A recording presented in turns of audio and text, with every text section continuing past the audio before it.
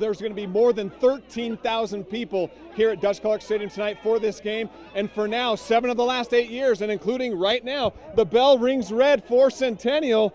And they want to keep it that way.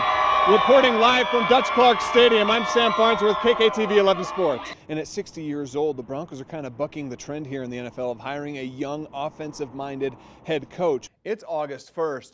And things are good in Rockies country. But try telling that to these guys back here that these preseason games don't mean anything. Hey, oh this? It's exactly what you think it is. It's a broom. I was just at Coors Field earlier today where the Rockies were doing a little bit of sweeping at home. It's horrible. I think he was mad. Yeah, I don't think he liked that. A little bit. Yeah, no amount of ranting and raving, though, will change the outcome of the game. Everyone hated him last year. Broncos enemy number 1.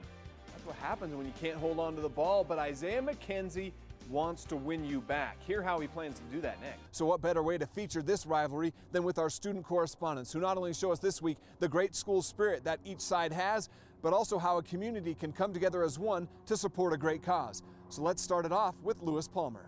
Well, from blowout wins to, well, blowout twins, right? Former Broncos wide receiver Wes Welker, he's been spending his Monday nights, as evidenced by this tweet from 2 weeks ago, at home, being a daddy, you know, but maybe he's had enough of those poopy diapers after all. Today, Welker worked out for the New York Giants. Great sports weekend here in Colorado. The Rockies a chance to lock up the division title, get back to the playoffs, and the Broncos hosting the Kansas City Chiefs for Monday night.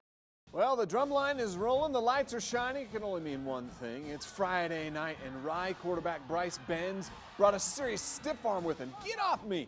Air Academy brought their bag of tricks to the show, a well-executed onside kick to really get things going. And the Friday night lights always bring out an extra effort, like by Pueblo Central's Arias Drew for the score, diving forward. One of these plays will be our Friday night end zone play of the week. Just a little taste of what week 6 of the high school football season is bringing us. Welcome out to the Friday night end zone. I'm Sam Farnsworth, of course, here to bring you through the show. We're right about at the halfway point of the season. Which teams will continue to make waves towards the playoffs and which teams will trickle out? The Harrison Panthers, they're one of those teams that's made some huge waves so far. Tonight, they're looking to stay undefeated, and that's where we begin. The 4-0 Panthers visiting Pueblo County in the first quarter. Orlando Westbrook is going to pass to Orlando Fuller. This is going for a huge gain. He switches direction, goes down the far sideline, 40-yard pickup. The drive gets capped here by Amir Shedrick. Another Shedrick touchdown run gives Harrison a 6-3 lead. Now, County does come back. The big kick return here by Anthony Pichata, all the way down inside the 20-yard line. Then Chase Hartman is going to cap it off. He scores to give the Hornets a 10-6 lead. Harrison had a very strong fourth quarter, though, and you see the final score. The Panthers still undefeated with a 34-17 win. Let's stay in Class 3A for just a bit longer. A pair of 2-2 teams, Pueblo Centennial and Sierra, meeting at Memorial Stadium. Sierra's D stepping up big here. Elijah Smith with the tackle near the goal line. That was a goal line stand. Centennials, or they're trying to though, but Centennials quarterback Kishan Telly rolls to the left. He's going to find his receiver in the end zone for the score. Then Telly on the keeper. 2-point conversion. Centennial wins big, 44-0. All right, when's the last time Air Academy had a 3-1 record to start the football season? Yeah, I can't remember either.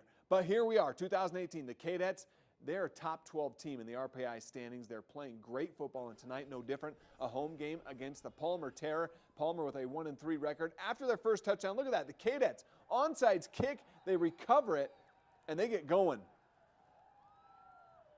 Bo Powers here. He's going to throw it up top to Cole Edmondson. Touchdown, Cadets.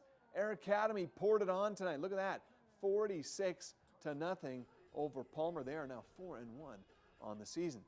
The Fountain Fort Carson Trojans in 5A football had a strategy when the season began to get to the playoffs.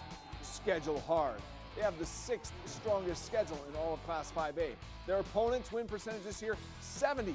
Tonight, they're hosting a team that is one spot ahead of them in the rankings. I'll show you how it all went coming up next. Just because it's a big high school football night, though, doesn't mean we don't have your Rockies highlights. Did they clinch that playoff spot? I'll show you. That's coming up. You tell me if it's real or fake. Okay, you've got the famous Idaho Potato Bowl. That's real. That is real. The bad boy